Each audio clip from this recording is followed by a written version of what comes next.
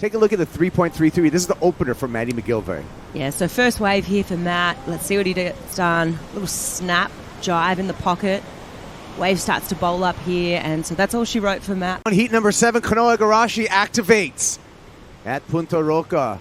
Igarashi smooth off the bottom and keeping the rails clean on that sharp eye surfboard for Kanoa.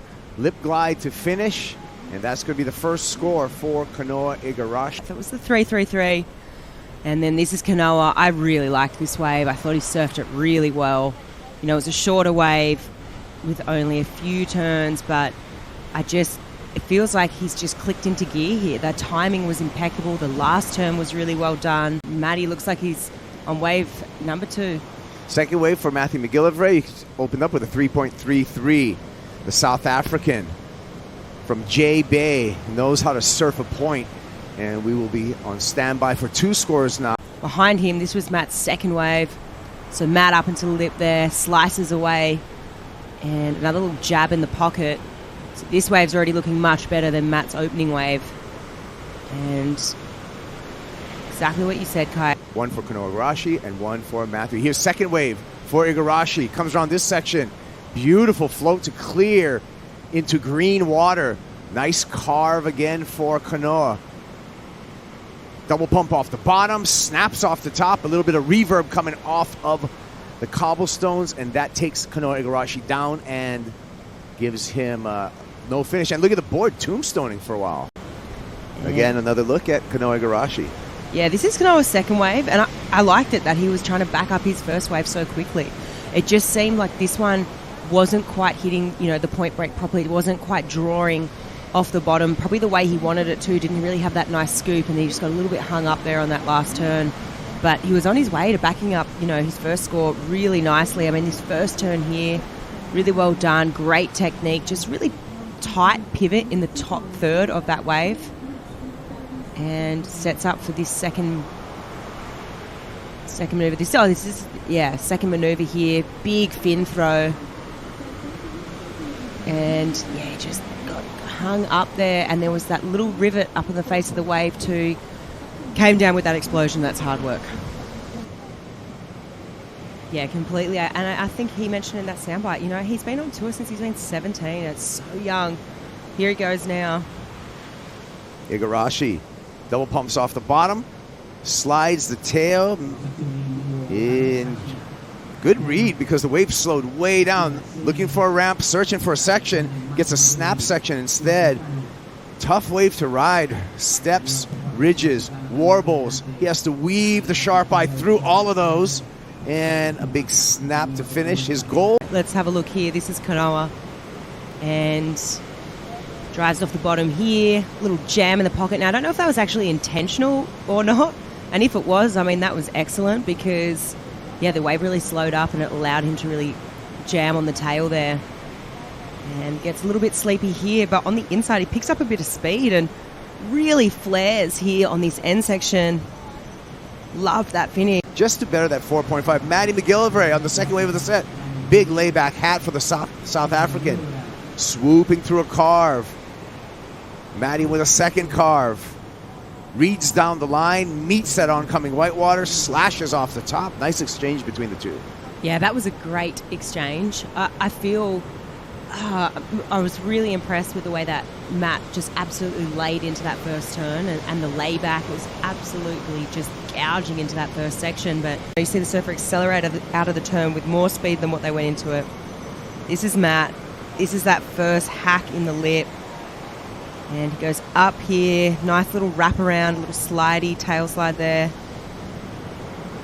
Gets a little bit sleepy, but then adds a little bit of pizzazz on the end. Kanoa Igarashi, look at this wave. Has to ease a cutback as that wave slows way up. Hoping for it to steepen up. Quick snap. Looks like he's looking for a ramp. He's going to settle for a carve. And still, the bounce is kind of getting to Igarashi on this wave. More chances down the line. Chucks it into the air, fights with the foam, and is going to claw his way out in front of the whitewater. For me, it was all about that finishing turn. Let's break down Kanoa's. This is what I was talking about. This section just so tricky to read. You can really see that texture on the face of the wave. He does a good job at placing these little maneuvers, just biding his time, waiting for this wave to get steeper. It does, jabs it in the pocket. He's off balance here, right? Footing just slightly off, goes for the air, lands.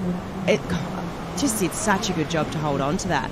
It's just, yeah, okay, he ended up riding out of that maneuver with control, but you know, as he goes through this maneuver, I think there will be a few question marks, you know, in the judges' minds. I mean, there was a little bit of lump and bump.